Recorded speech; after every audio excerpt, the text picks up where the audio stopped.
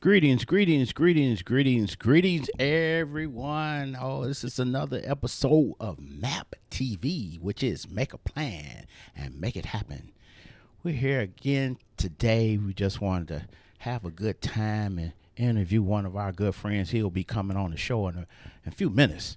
But we hope that you're having a wonderful day today. Yes, I know you all surprised to see me. It's Monday, but we're doing some different things this week and this month. So we're glad to have you.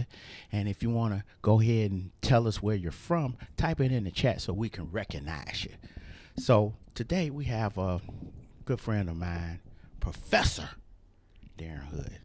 Not only is this gentleman a professor of Unix systems, he's an amazing photographer. He has all kind of images out there that are award-winning and they're thought-provoking. His eye is impeccable. I'm not just saying this. This is my buddy. I've looked at his imagery and things in his eye, and I'm like, man, that's kind of sweet. And our whole purpose today is to tell how do you segue from being a professor. Hey, Valerie Champion, how you doing, child? How things in your neck of the woods? Keep up the good work, child. We're interviewing Professor Hood today, and we want him to share, his ideas on speaking at different companies. He's been a speaker for many, many years. He's a keynote speaker. He's a photographer. He's a husband. He does a whole lot in the community. He's a great man. We're going to definitely bring him on in around a minute. Well, I'm glad you're well, Valerie. I'm glad that you're well. Yes, we want to bring Professor Hood in because when he gets to talking, my mind gets to racing because you know how you have those friends that have those advanced minds and you said you learn from what they're saying, even though the cognitive ability of the Forex relative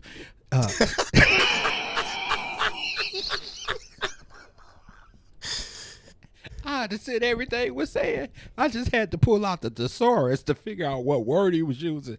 But it made you have to have gifted people like that. They make you smarter. You can't be the smartest one in the room. You gotta have somebody smarter than you. And so I'll be sitting there like, oh, he's the reason. Now, I'm gonna tell you this quick story. I was bowling in the league, right? And Professor Hood said, man, come over to my league and, we'll give you some pointers. Not only was he a man of his word, he gave me a bowling ball. And I think he bought me one. Yeah, bought me a bowling ball, brand new. And I started getting better bowling just by the people that he was bowling with. My average started going up. And I said, oh, wait a minute. I'm getting 200s with no problem. But look at the competition. These jokers is 200, 250. I'm like, man. So, but he's the reason that I got better. The scripture said iron sharpens iron. He's definitely my iron. I'm serious. But we're going, without delay, we are going to bring on Professor Hood. Wait a minute. Where my camera go? Hold on. Why my camera ain't up, Lucy? Hold on. Wait a minute. Where my camera disappeared too? Hold on. See, y'all seeing stuff on site as we go, and see, you don't quit. You just keep learning, and then you just keep going. Now we have Professor Hood, and let me give you a little background. He's worked for some of these major companies. I'm gonna give y'all a little background. Unisys, CAT, GMC, OnStar, Buick, Fathead, Chevrolet, GM, Quicken Loans, Ryder, Ford. I can't read that last one, but this is some of the stuff he has done. This is our sharp man. And we want to officially welcome, let's give him applause for Professor Darren Hood. Hey, let's give him another round of applause, and let's give him a bike horn too. How you doing, Keller? I'm doing fine, man. Professor, how you doing this wonderful day? Yeah, I'm doing great, man. Thanks for having me on. Always love sharing with people. So yeah, good stuff. How do you segue? I mean, man, when you get to talking about Unix and then I actually see what you're talking about, I'm like, oh, and it's a coding issue, it's a software issue, it's a design issue, and you pick that stuff up just like that. How did you? Yeah, go ahead. I'm gonna throw you a little curveball. It's UX. UX. I'm sorry. Sorry, y'all. It's UX. Yeah, UX is. Well, I'm glad you said that. Unix is a language. Is like it's an operating system. It's a that has to do with coding and programming, and I stay as far away from that stuff as I can. But user experience in there's two ways to look at it.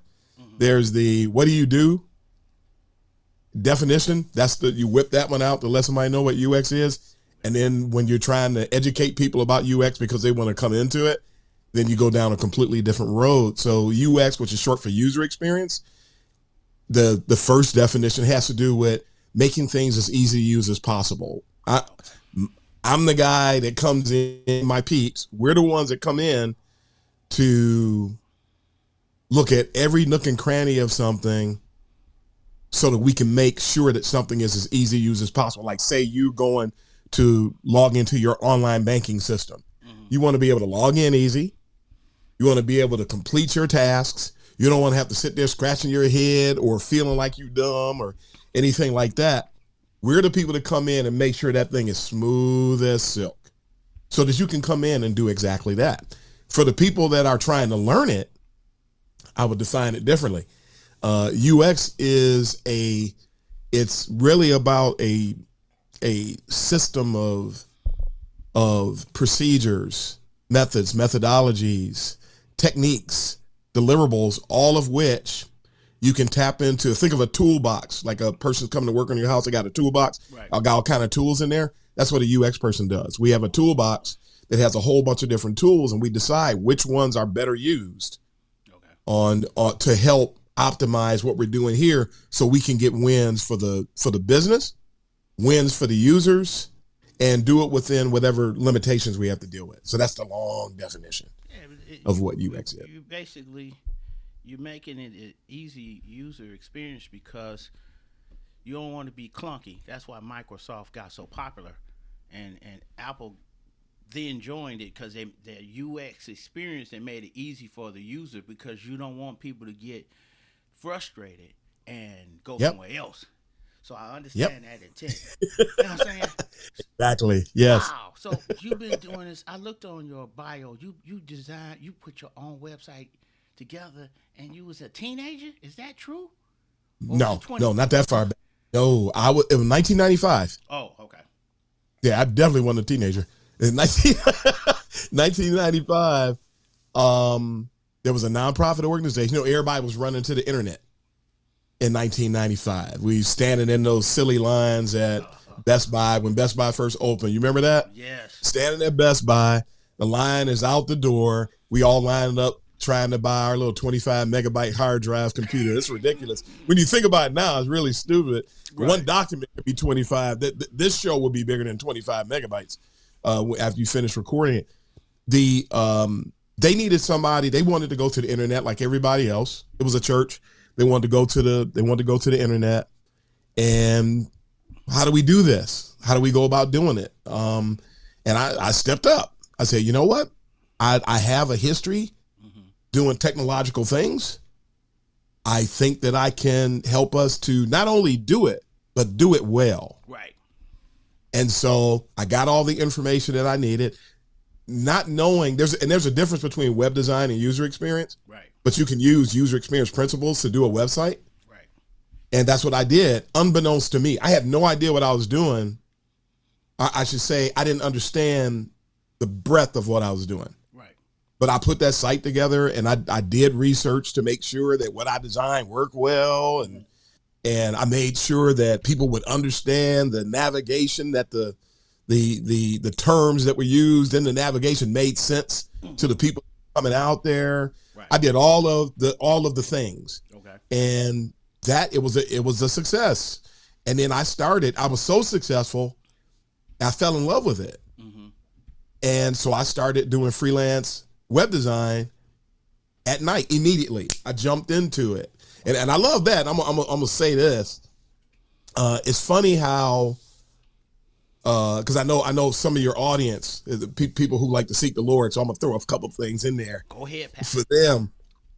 I loaned myself to him, and he kicked open the door.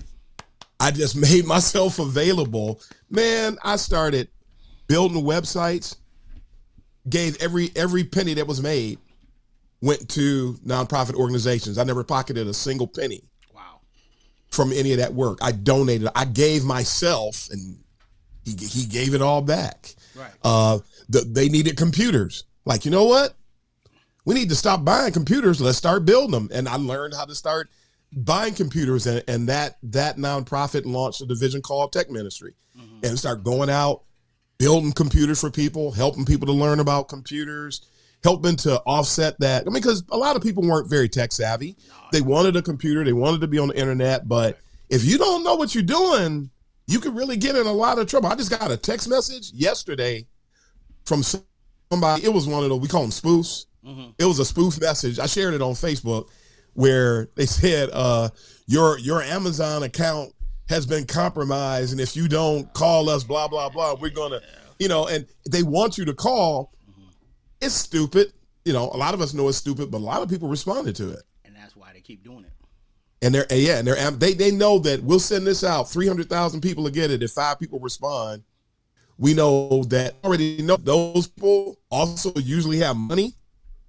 So if only 5 people respond, they're gonna get a big killing off of it. So we set out through that tech ministry operation. We sought to help people so that they would not only get involved in technology, but that they would also be able to do it successfully, without fear, without apprehension, without anxiety, safely.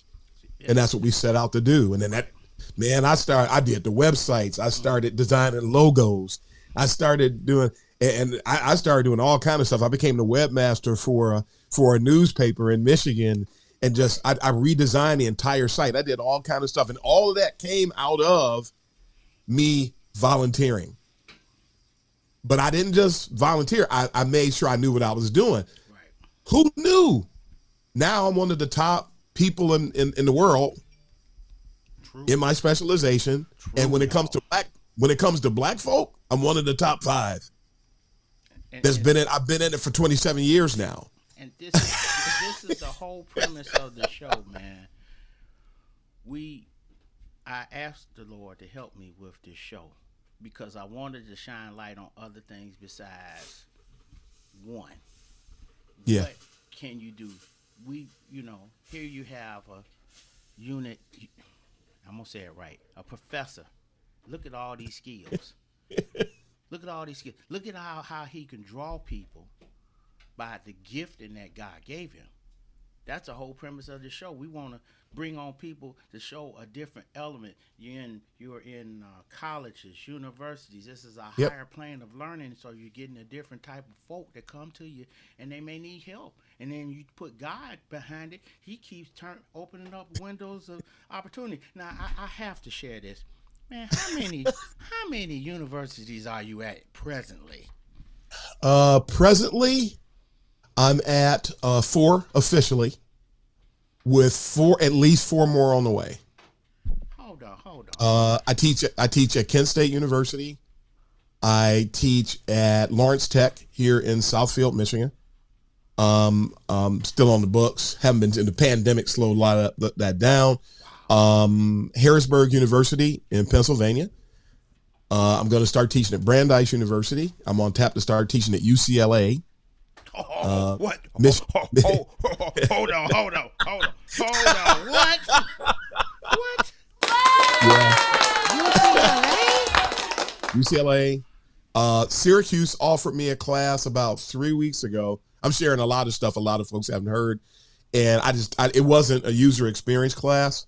So I had to say, I don't want to do that. I want to do something where I'm bringing something to the table, where I can bring value to the table for the learners. Mm-hmm. I don't think I should teach that class. I know they're going to be building a Masters of Human Computer Interaction course. When you're ready with those, give me a call. And that's my alma mater. I have a master's from Kent State and a master's from Syracuse. And if I had found out about this other program at Idaho, I probably would have got 3 masters. So I'm a doctoral candidate now. So hopefully this time next year I'll be a doctor, and not an honorary doctor, one that actually did the work and earned it. Hold on.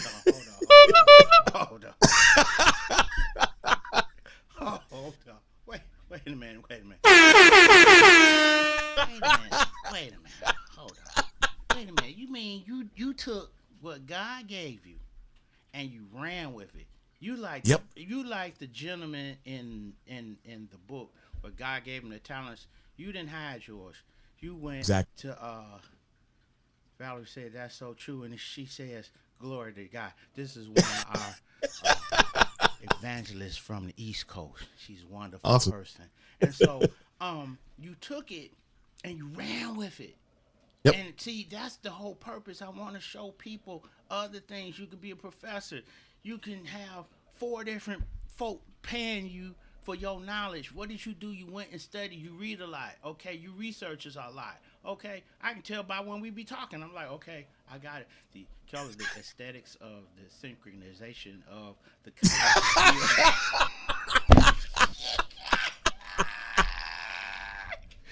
wait. So, but I understand it, but it iron sharpens iron, and we can't get to the next level doing the same thing. And see, you draw different type of people, and then you are. I'm like, you in how many? I'm like 4. Hold on, that's beautiful, sir. That's beautiful. You see, you're letting your light shine above men. That's the scripture. We all know that, but it's in a different way. God used you in a different, and I'm loving this because I'm like, man, anytime we talk, I love it. He said, I became all things to all men that I might by all means gain some. Thank you. So he also said, whatsoever your hands find to do, do it with your might. Man, I'm so enjoying this because I felt led, because I be transparent. I started this in March. And then I got going, and then I said, Lord, I need some help. He said, well, just honor me. And here it is. He opened up doors, got called for the big show at Redford Theater last week. Then we'll be back on the clean comedy set just because I asked. And then I just felt led to ask you, and the Lord said, go on, ask him. And I did. And here it is, this tenured professor.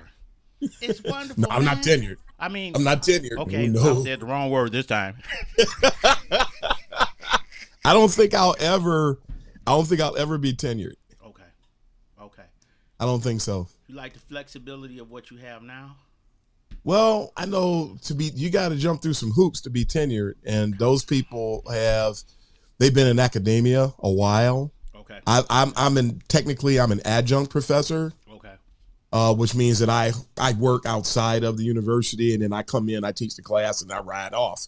And I come back and I teach a class and I ride off. The tenured folks are there. Okay. A lot of them are doing research that's being supported. They have all the university perks. No, I'm just happy to be able to teach. I'm passionate about what I do. Mm-hmm.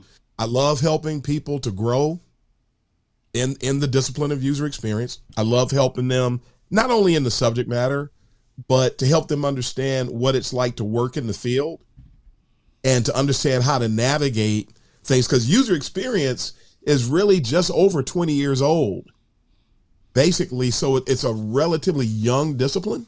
Mm-hmm. And so you can't just go and do the work because you have to navigate anything that you work in, but I constantly refer to it as a volatile arena. For a lot of reasons that I won't get into, because then I'll jump on my soapbox and we'll use all your time up. And I don't think your folks want to hear all this stuff about user experience, but it's a newer field in comparison with everybody else. You go to a meeting at work, mm-hmm. and there's the user experience person, maybe 2, and then you got somebody from the quality, the QA folks, the quality analysis folks. You got the programmers. You got the product owners, you got the project managers, you got the accountant, you got all these people in there. All of those other disciplines have been around a long time, for a while. Everybody understands them and everybody knows how to value them. Mm-hmm. User experience, depending on where you work, you go into a meeting, not only is there somebody that's always in a meeting that doesn't know who you are or what you do or why they should listen to you. Mm-hmm. A lot of them would be like, we've always done it this way. I literally had somebody tell me once, why do we need you? Not because they saw what I did. They just assumed user experience. Man, what we need you for? Right. And the guy went off on me. They're supposed to be introducing themselves to me. Hi, I'm John, so-and-so and so-and-so. Hi, I'm Sarah, so-and-so and so-and-so. Hi, I'm Judy, so-and-so and so-and-so. Hey, I'm Bill, so-and-so and so-and-so. We get to person number 5. Instead of introducing themselves, this happened to me when I was out working for a nameless company with over 385,000 employees. He said, instead of introducing himself, Keller, he said, I don't know who you are.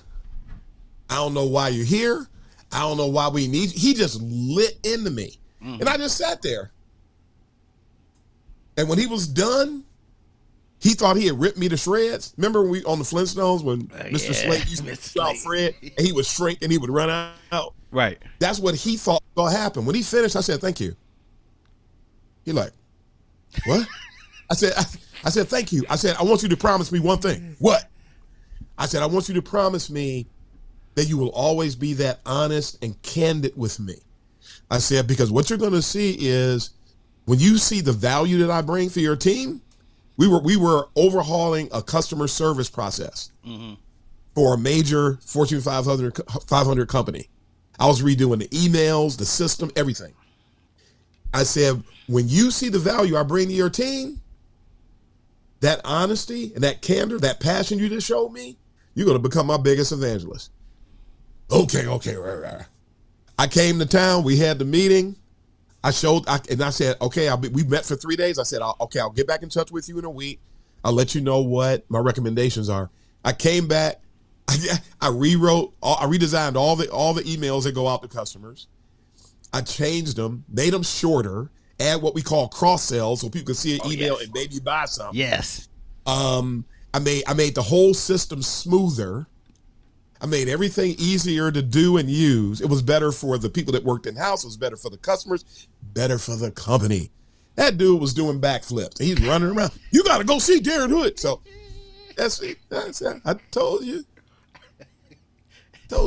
See, and these are conversations we have to have because, you want to see somebody that is this gifted that has God in their corner. A lot of times we have the one experience of going to work. We need to have upper echelon in conversations, supervisors, vice presidents, programmers, customer experience, because it makes sense. You want your customer experience to be on point, because when it's not, and you keep charging folk extra money for stuff they should be providing, they're going to start leaving. Because that's a hint from a post that I saw. They will eventually start leaving. Yeah. Yes. Yep. You can't keep people. All they need is they say this is an old UX thing that we learned a long time ago. Back in the day when everybody was on dial-up, there's a blast. Some folks don't even know what that is. You had, if I remember correctly, 13 seconds to get somebody's attention and to convince them that being on your site was a sound value proposition. 13 seconds. Now with broadband, it's even less. And people, if they come to your site and they got pop-ups everywhere and they don't understand the navigation and they can't figure out if they're coming to check things out and they have alternatives, they're gone. They're gone. It makes sense. And so I'm glad you were explaining this, because there's a lot of tech folk out there that will eventually see this, and then they're like, if he can do that, I can learn how to do that. Yes, go educate, elevate your mind, and let's go higher. Well, I remember that was a song. Anybody that decide to if you get curious about UX, reach out to me. Folks do all the time. Just don't go to a boot camp. Just don't go to a UX. Please don't do that. You'll be confused. Yes, and you'll be broke. You'll be out of $8,000 to $25,000 for nothing too. I'll leave it at that. That's people have told me I'm not the only person that's very has a large voice, a big footprint about this topic and trying to make sure that people get into UX the right way. But people have said that they get more from us than they've gotten out of master's programs that they were enrolled in. And we don't charge.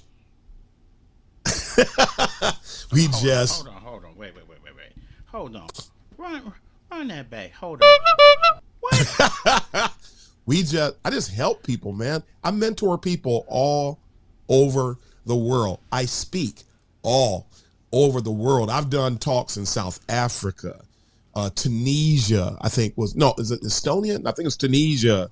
Was it Bangladesh? I did one about 2.5, 3 months ago.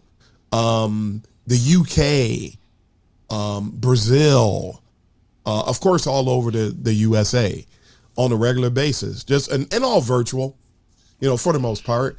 But I did my TED Talk. My TED Talk was for India. We do these things for free. I've only been paid twice for doing this stuff, and I just don't even care. I just want to help people. Wow. I gave of myself when I first started, and I still do. And the thing is, I've actually always been that way. So just give. And it's coming back. Yeah. You only have to worry about it. It's automatic package already on the way. You order something, UPS, you get the tracking thing from UPS, the package on the way. Mm-hmm. This package is on the way too, just like that. So if somebody don't appreciate it, I don't care. I'm going to do my best. Mm-hmm. I learned that a long time ago too, because I entered corporate America in 1982, and I worked for, you familiar with Focus Hope? Yes. I actually got a job. I won't tell all the story. I don't want to incriminate anybody. I could, but I won't. Because I told some people it was going to happen, and they laughed at me, and it happened, and then nobody, when you prove stuff, everybody disappears. They scatter like roaches. Right. But I get this job doing word processing. There's no such thing as word processing anymore. Right. Or there is, but not the way there was, because there was no personal computers. Right. In 1982. Right. And so create your documents, in 1970 something, it was typewriter. Right. And that was it. In 1982, around about 1980 or so, 79, 80, word processors, IBM, Wang. Remember Wang computers? Yes. Wang, Lanier, one called NBI. These companies were creating these systems that could help you to, we don't have to do typewriters. We can type these things and have them stored on a disk so we can edit them for later. What a novel idea. Right. So we're doing all this stuff, and that's how I broke into corporate America. My boss, my boss, I still have one of my 8-inch discs. So it's hilarious. Yeah, it's hilarious. I got it back there. But there is my boss went to work for the company who made the systems that we operated. Oh. And I automatically slid into her. They didn't make me the manager. I was the coordinator. Okay.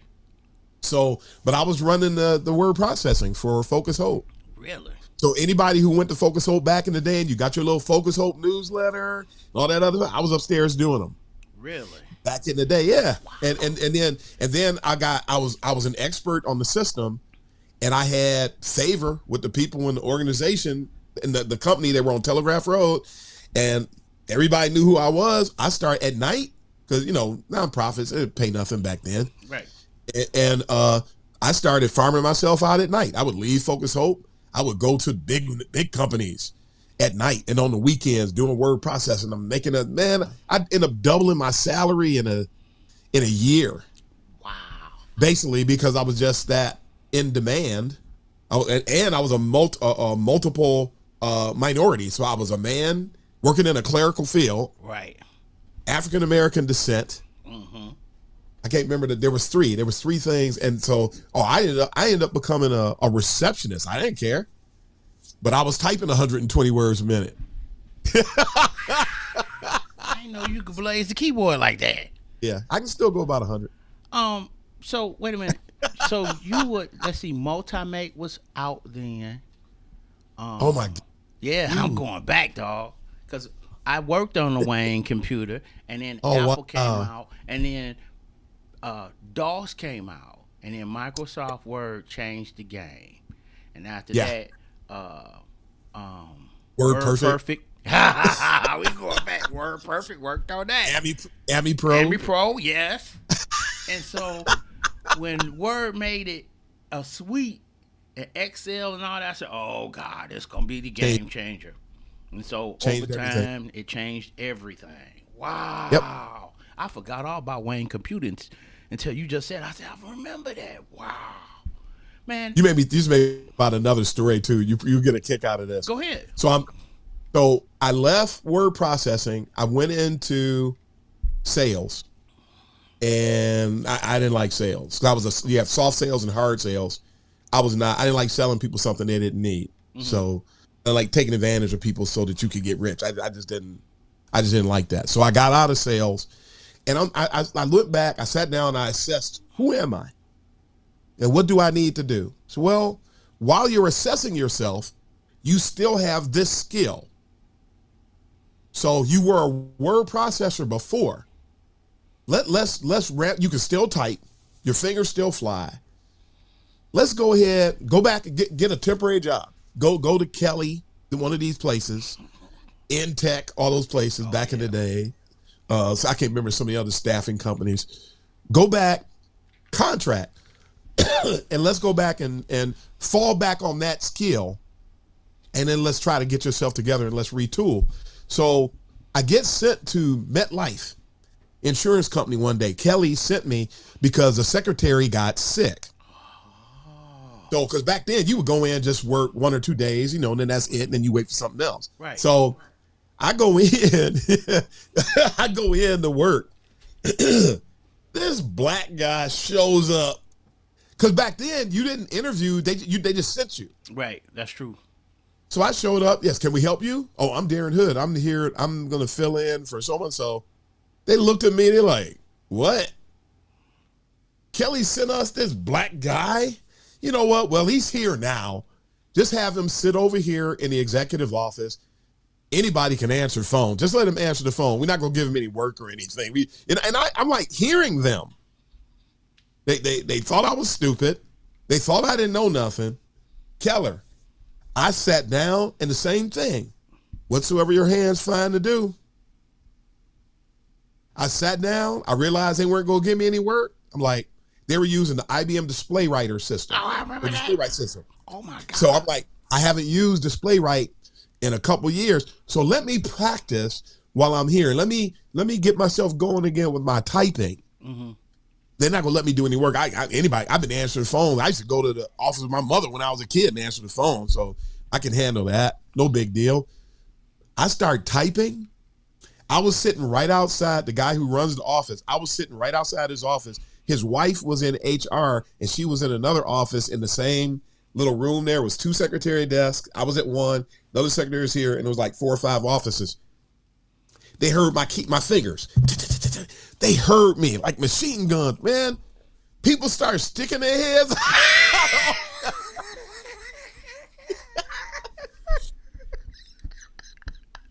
They started giving me stuff to do. Not only I got hired 2 days later. I got hired.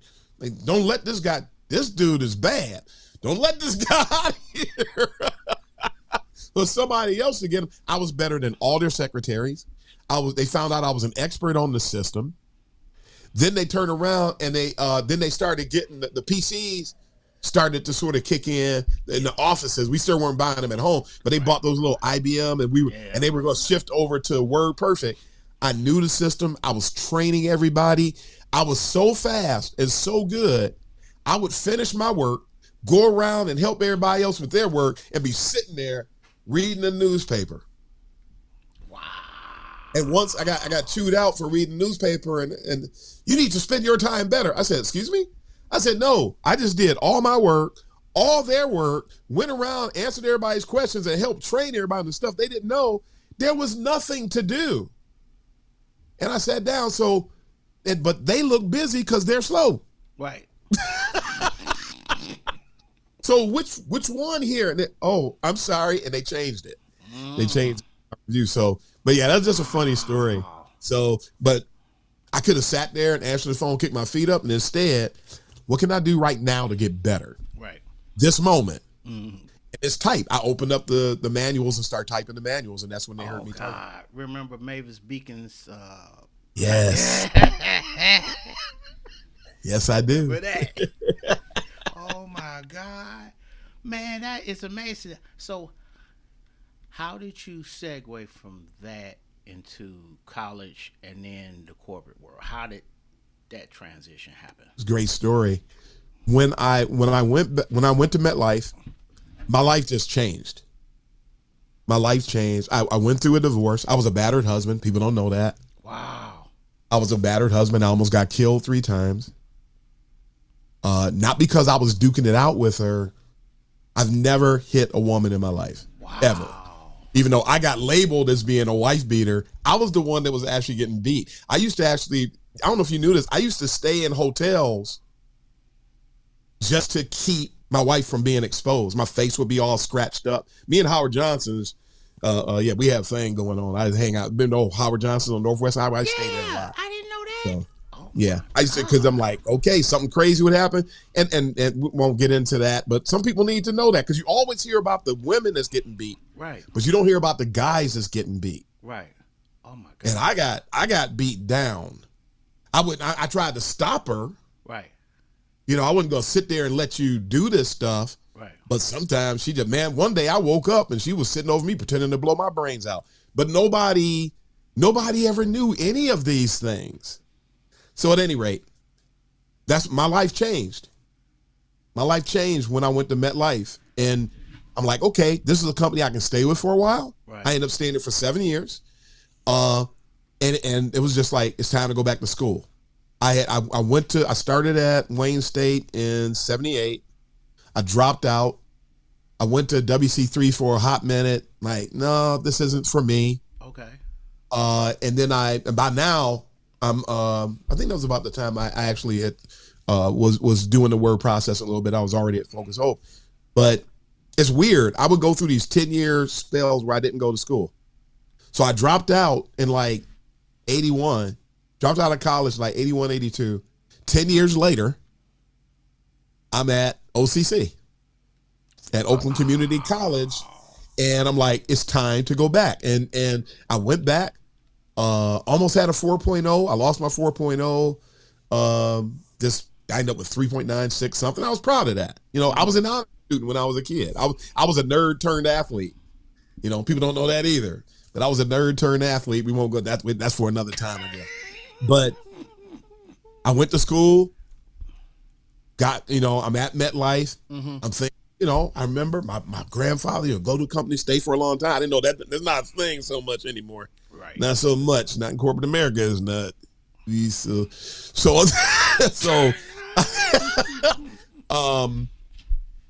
And then it's like I was quiet.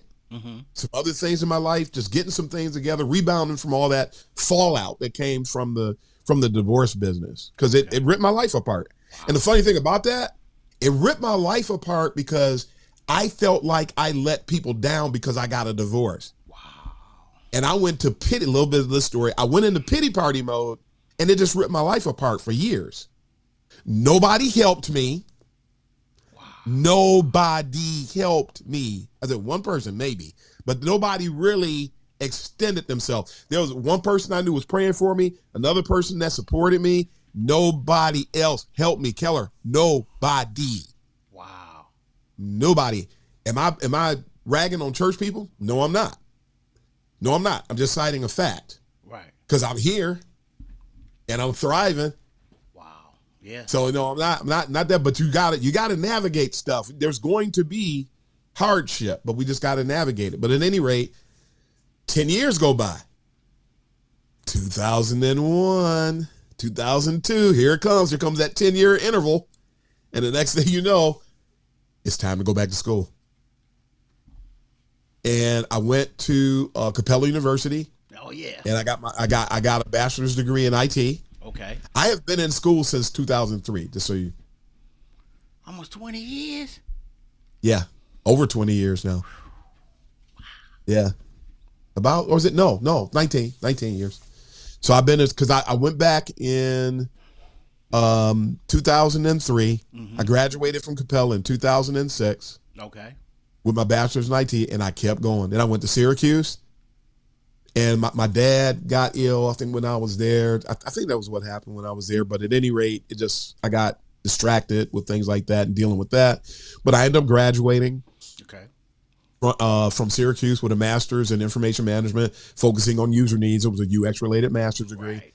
But I said, I felt like I love education. And I felt like I was missing something, but I also had this really high degree of curiosity. And I'm going back. I think there were some gaps in my experience. So I went to Kent State. I actually went to some other schools too. But I went to Kent State and I graduated in 2015. And that was my second master's degree. And this was in user experience design. I actually started my doctoral degree over 3 times. Okay. For different reasons. The school is terrible. I'm out. You're not going to transfer anything. You can't transfer your credits. I don't care. You're crazy. I'm out. Right. I have more. I respect myself more than that. I'm out. Right. So all of that just, it helped. I got my life back on track because I was a mess. I was a mess when I call them my quiet years. I was a mess, man. I was a mess, and I was by myself. Because if people saw me, they were ridiculing me. People would actually, they mocked me. Like I was the butt of folks' jokes. Yeah. Some people were happy because they knew that I knew they was dirtbags and they wanted to see me fall, that it would protect them. But we won't get into that either. But that too, yeah. But here I am. Yes. You know, and thank God. And so, but the education panned out. I continued to grow. In user experience, I just continued to go up and up and up. And when I was at Kent State, they realized this guy's not a regular student. By that time, I had already been doing UX since 2000 or since 1995. Wow. So when I would turn my work in, it just looked different. And I wasn't there to learn as much as I learn about UX as much as I was trying to learn how does it work to teach. I want to learn more about teaching. So I'm going to take these classes and I'm going to watch my teachers.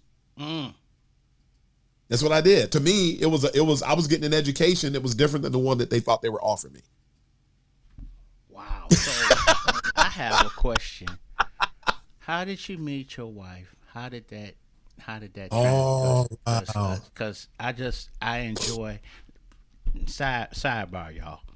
His wife is over my bowling team, and when we have our leagues, I enjoy the banter between them two, and I be sitting out there because it be Comedy Central.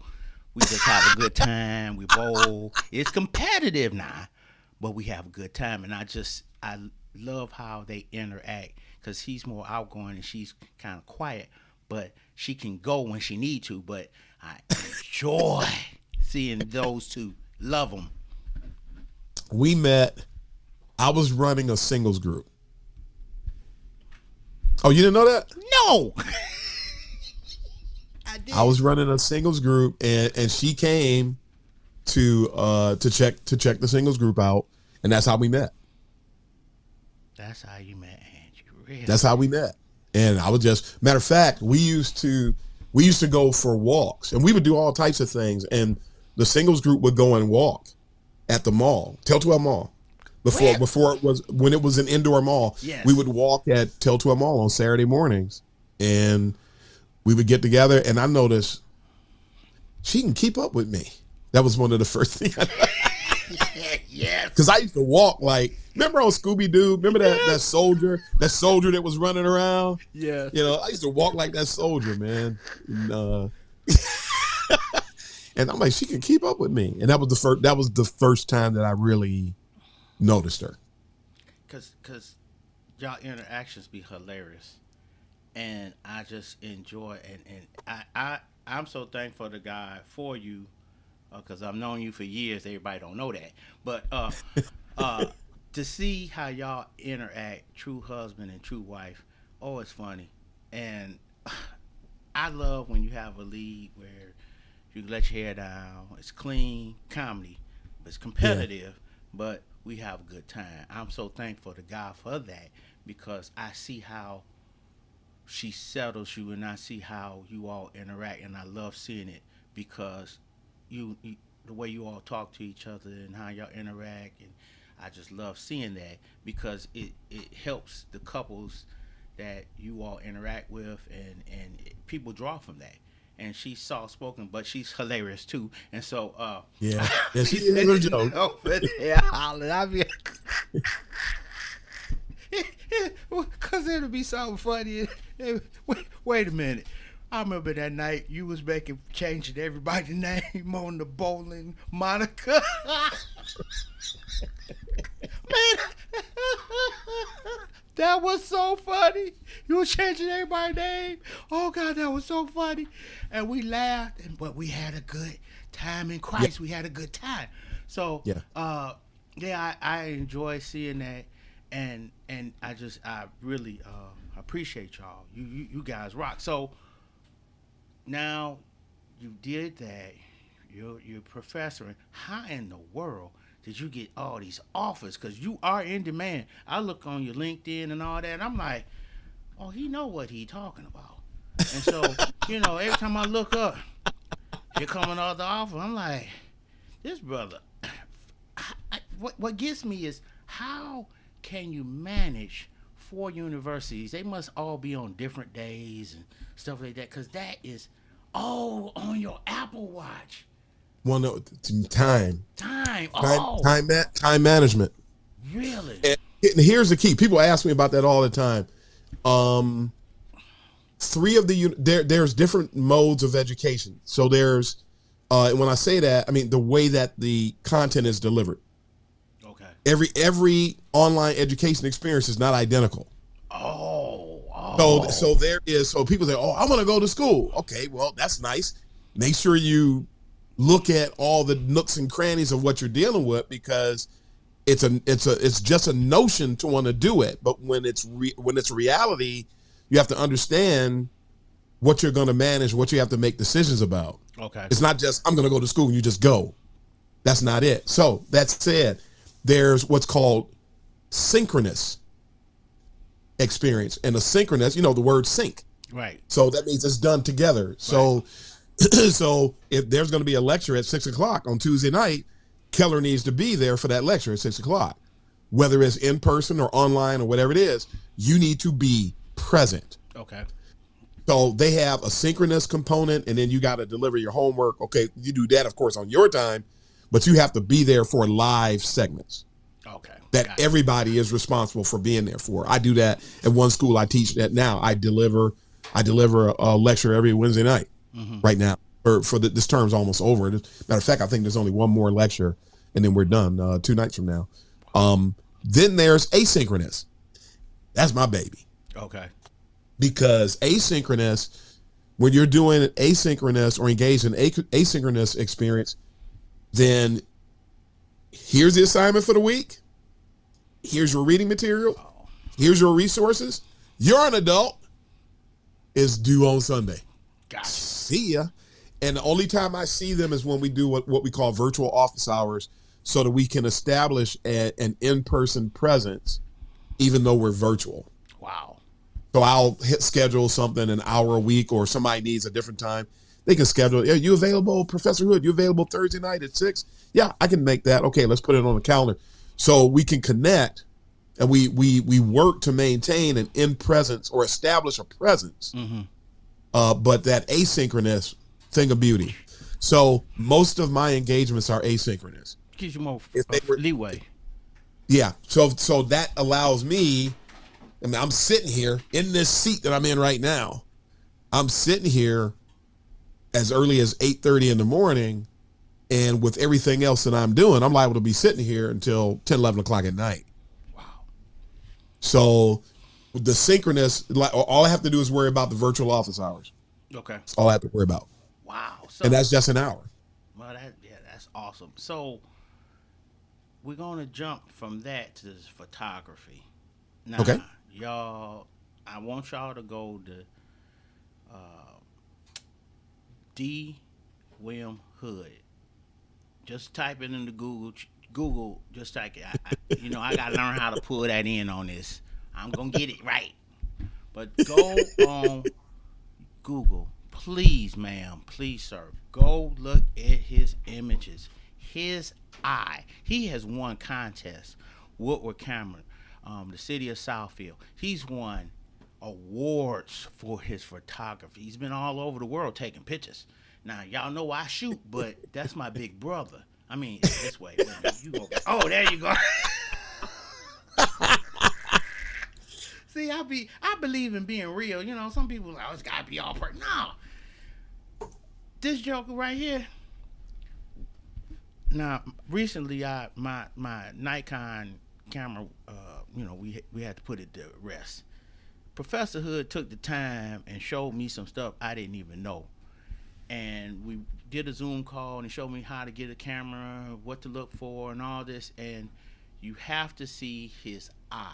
You have to see his art. He's actually a gifted mind with a specialized eye. You got to see his art. You got to see how he does his rule of thirds and how his composition of his pictures, his colors.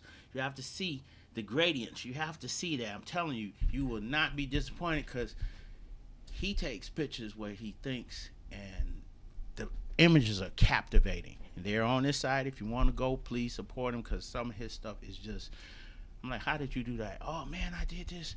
This was just a long shot exposure. I shot this with this lens, and I'm sitting there like, wow. I'm putting my hand. Please, no, this is, trust me. Can I throw some URLs out there? Go ahead. Hoodphotoworks.com. That's one. Okay. Hoodphotoworksfineart.com. Okay. That's actually my store. If anybody wants to buy something, that's actually my store over there.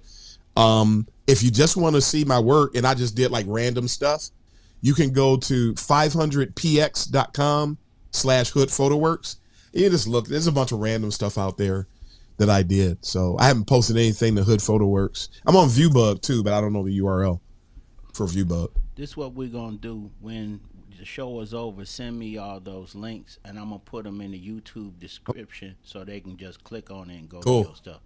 You know, that sounds good. I believe in supporting folk, especially when you the photo that got me was the Belle Isle photo with the fountain, that long exposure. Then the city of Southfield, I was like, oh God, that's beautiful. And then your still art photos, your nature photos, and then your leading lines you are park in Southfield. See, y'all know what I'm talking about. I shoot a little bit, but you know he has this one shot where you can see the road, you can see the lines, you can see the water, you can see the greenery, and then he has the sun coming through the greenery, and I was like, oh, that's nice, wow. But see, you have to be around folk that make you better. You can't be the smartest person in the room, cause how are you gonna learn? You know everything, but you really don't. But you surround yourself with folk that make you sharper. So when it's your turn to project and God uses you, you have more depth from where you were last year. Because this is one of my, we don't talk all the time, but when we do, it's gonna be a good one. I mean, Professor, so your love for photography, when did that start? It actually started when I was a kid. I wish I had brought it up. My first camera. I should have brought it up. I'm gonna send my wife a text message and ask her to bring my first camera. What was it? Let's see. Let me guess. Pentax. Nope. No.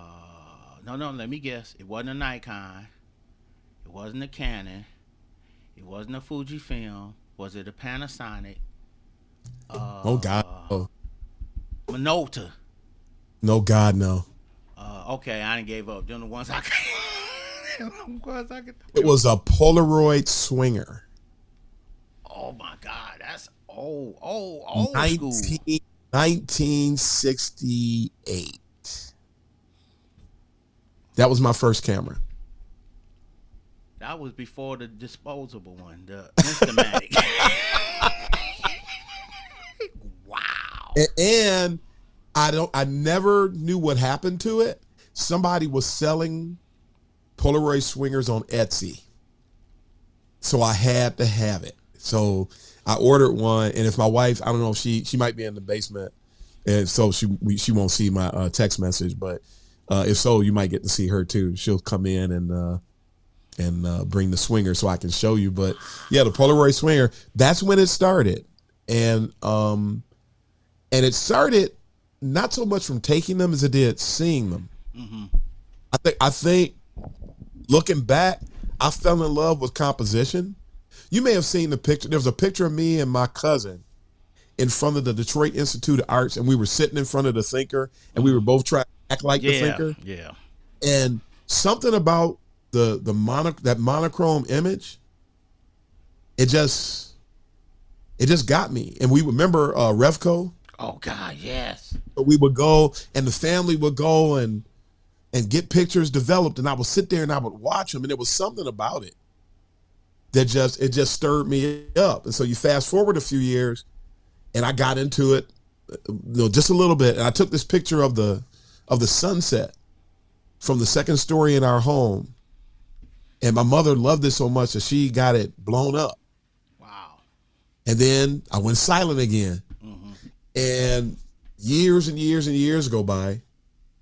I bought a Minolta. Oh yeah. I bought a Minolta. My first digital camera was a Minolta. And we just had that for different things we were doing because I was running a magazine. I was a managing editor for a magazine. And when we needed pictures for the magazine, we would go out and do them with the Minolta. So that was more of a function. Here she comes. Come on in, Ange. You come on. That white camera. Hey, Angie. How you doing, child? She'll be back. She stepped back out. She'll be back. I said long time no see.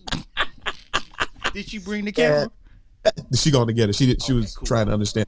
She may not have known it was called a swinger, but it's down there, sort of on display in the living room. And so we do that. But then fast forward, I go to work for Bosch. I worked for Bosch. That was a company with 385,000 employees, and I would periodically have to go to Germany. That's when the light bulb came on. And you saw the picture of, we went to eat at a restaurant. They said a Napoleon ate there. And I got that picture when you see the street sign that says Leerdam, the black and white. Yeah, Napoleon ate there. So, but I stood on the corner, and this is it. You know it. Yeah. You there, you see it. You are a walking viewfinder. Right. And you see something, and you just go, that's it. And I stayed on that corner, and I got that shot. Come on in. You can stick your head in here. That's amazing. That restaurant is still open. You can stick your head right on through. You don't want to come through.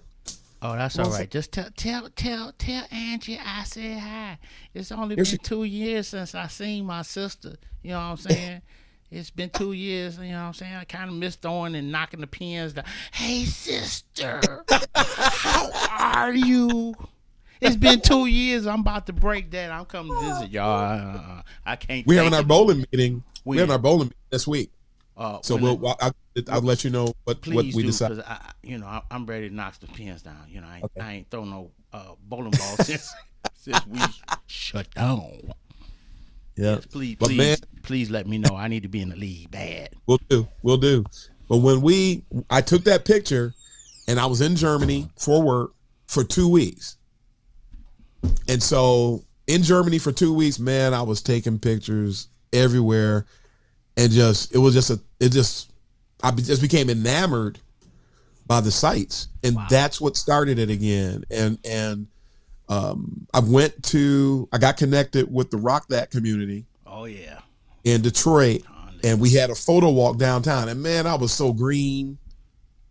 I was still shooting in auto. And all that, and then everything changed. After that, everything changed, and 15 cameras later, here we are. There's some fantastic folk in there, yes, in that rock group. Oh, that's my the swinger. God. This was my first camera. That's vintage. Oh my goodness. That is so. You would take the picture and it would slide out. Yeah. You seen some of those where you would take it and it would come out the front? Yes. This was one of the first cameras that did that. Did you show Sean Lee that one? No, not yet. Not yet. That's That's classic. Yeah, I'm gonna mess. Man. I'm gonna mess with some folks and tell them I'm getting ready to do a shoot one day and take this out and watch them look on their face. That's funny. Oh my gosh, that's classic, man. But yeah, that's what started it, man. And now I'm like, I love animal portraits. I love taking pictures of flowers. People who go to the sites will see that. Right. I love street photography. I love long exposures. I used to be over the Southfield Shutterbugs. I shut it down just to try to take some things off my plate. So I shut it down about 3 months ago. I shut the Southfield Shutterbugs down. But we're gonna do some historical things. I want to document Southfield. I want to document Metro Detroit. I want to take pictures of things that we may never see again, or things that we might remember from yesteryear. I love doing documentary oriented photography. I got shots of before they started doing the renovation of the train station down there. I got those shots. So yeah, we just do a lot of things. I wish I had done Packard before, but yeah, it didn't happen. That's okay. There's always something to take a picture of. And I love going to the zoo and just sitting in the butterfly house. Oh God, there's so much to take in there. That's wonderful. That is wonderful. So, man, we gotta do this again because this was fun. and just text me the links because I'm gonna put it in the YouTube description. I am so thankful that you came to be on MAP TV, which stands for Make a Plan, Make It Happen. That's what MAP TV stands for. We keep interviewing folk. We done went from comedy to professorship.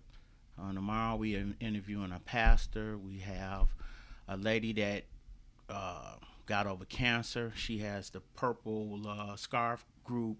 We have another Media Scope, a Dr. Tachi. We're interviewing her next week. We have a whole slate of people that we're bringing on, and they have a Christian background. And this, I check them out, and then I want to see how God is using them in their lives. And then just to stretch the narrative. What else can you do besides be behind a pew and be there on Sunday and Wednesday? I want to. If we got to go into the world and spread the gospel, we got to do more than be there on Sundays.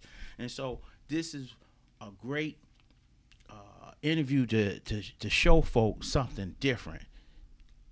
The tech space. Okay, you have engineering, you have all these other things, but it's nice to see someone. Thank you, Tamika. Very great interview, guys. Oh, well, thank you. Appreciate that. Yeah, and so I just want to change the narrative and see different things. Photography, that's wonderful. You know what I'm saying? And then I know the Rock the Nation group. I know a few members in there. Deb's one of them. She can take some pictures. Oh my God. Yes, she is. Woo, she can throw the house. Some sharp folks. Yes. And it's great because that's also iron sharpening iron in that arena. Cause I'm like, they're like, well, why don't you do this? Oh, I didn't even think of that. Do like you told me the other day. Do a whole 360 and see what other angles you can get. I was like, I never thought of that. I got to do that when I go shoot. Man. You know what I'm saying? So we got to do this again because I'm going to learn how to do the screen share so we can go on your site and folk can see it themselves. So this is part one. We'll do a part two soon. I really appreciate you being here as a guest. And, it was good to see Angie. You got to let me know about bowling because I'm coming. Oh, yeah. Let me know. Because we got to plan it. Yeah, please. Yeah. See where we're going to go. We don't know where we're going to go. I was at Country Lanes yesterday, and they got a new league there, and it was packed. Yeah. And some of those bowlers work at my job. And so it was like 3-4 of them that was there. And so it was good to see them, and the place was packed. I was like, wow. Yeah. But we'll reconvene this in the very near future, and then don't forget to send me them links so we can put them on YouTube and people can go and support you. Yep, okay. I'll send those and my podcast. Yes. Oh, yes. Podcast. I want. Yes. I'll put that. I'll share the link for my podcast. The new episode comes out tomorrow. Oh, it's called The World of UX with Darren Hood. We've been really successful with that too. That's wonderful. And I know you got users from all over the world paying attention to that. So please send me that so that our folk could go to support you and listen to your podcast. Okay? So thank you, Professor Hood. We appreciate you. And God Absolutely. bless you all that stayed in to watch this wonderful interview. Make your comments on YouTube. I should be out of Facebook jail in 2 weeks. Yeah, man, they're going to flag me for a meme I posted about El Chapo. I said, sure, I'm getting so broke that I may have to start pushing bricks from El Chapo. That was the meme, and it came out last year, and they flagged me and put me in the Facebook jail. And I was like, what? It's just a meme. I wasn't pushing drugs or nothing. I said, you know what? We ain't. Next time they want to flag me, I'll just say, okay, I'll take it down because I learned how to pivot. Just keep going. Don't even worry about it. But again, Professor Hood, thank you for your time. And those My pleasure. of you that watched this interview, hey, stay tuned. We got more fun and more good stuff coming. Again, this is Keller Coleman from Make a Plan, Make It Happen. You all have a great rest of the week, and God bless you. Thanks, Professor. Hey,